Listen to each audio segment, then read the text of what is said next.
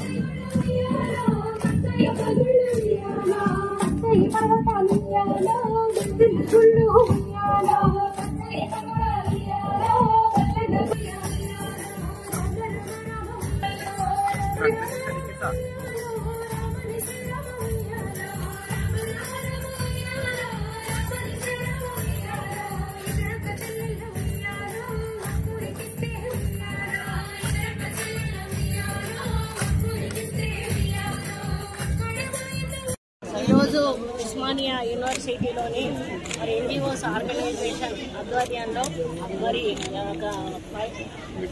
Professor Kasim గారు, అదేవిధంగా మహిళా బీసీ కుమార్ గారు, అదేవిధంగా మహిళా సంఘాలకు సంబంధించినటువంటి మహిళలు, టోటల్గా అడ్మినిస్ట్రేషన్ స్టాఫ్ అంతా కూడా ఈరోజు ఇక్కడ బతుకమ్మ సంబరాలకు నన్ను ఆహ్వానించడం జరిగింది. మరి ఈరోజు వాళ్ళతో పాటుగా బీసీ గారు సతీమణి కూడా వచ్చి ఈ యొక్క కార్యక్రమాన్ని ప్రారంభించి మరి వాళ్ళకు వైఫ్ కూడా మాతో పార్టిసిపేట్ చేయడం చాలా హ్యాపీగా ఉంది. మరి ఇక్కడ మహిళలు కూడా చాలా ఉత్సాహంగా బతుకమ్మలు పేర్చుకొని మరి నా కోసం చాలాసేపు ఎదురు చూసి నాతో పాటుగా ఆటపాటలో పంచుకున్నందుకు మరి వాళ్లకు ధన్యవాదాలు తెలియజేస్తా ఉన్నాను. మరి ఉస్మానియా యూనివర్సిటీ అంటేనే మరి మనకు తెలంగాణకు ఒక గుండెకాయ లాంటిది.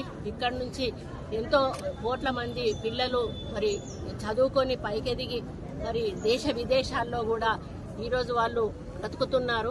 మరి అటువంటి ఉస్మానియా యూనివర్సిటీ చరిత్ర మరి మనందరికీ కూడా తెలుసు.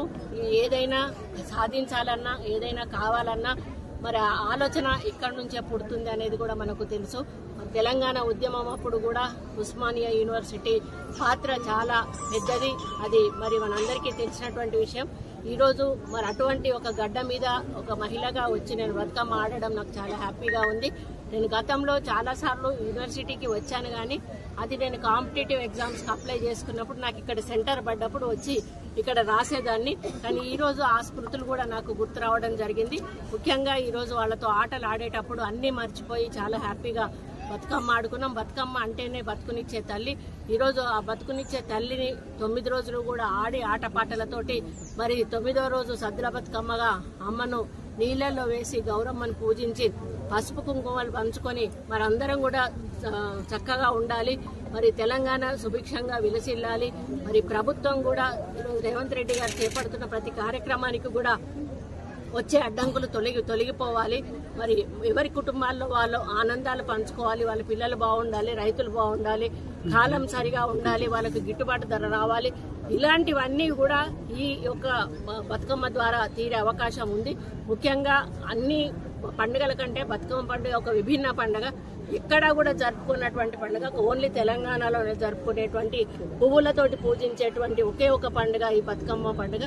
మరి ఈ పండుగ ద్వారా మహిళలు మరి వయసులతో సంబంధం లేకుండా అందరూ కూడా ఇంటి నుంచి బయటకు వచ్చి 9 రోజులు ఆటపాటలతోటి అన్ని కొత్త బట్టలు వేసుకొని మంచిగా అలంకరించుకొని వచ్చి వాళ్ళు ఎంజాయ్ చేసి వెళ్తారు. మరి ఇటువంటి పండుగ మరి మా అందరికీ కూడా చాలా హ్యాపీగా ఉంది ఈరోజు ఉస్మానియాలో పాల్గొనడం. దీన్ని నేను ఎప్పటికీ కూడా మర్చిపోతాను.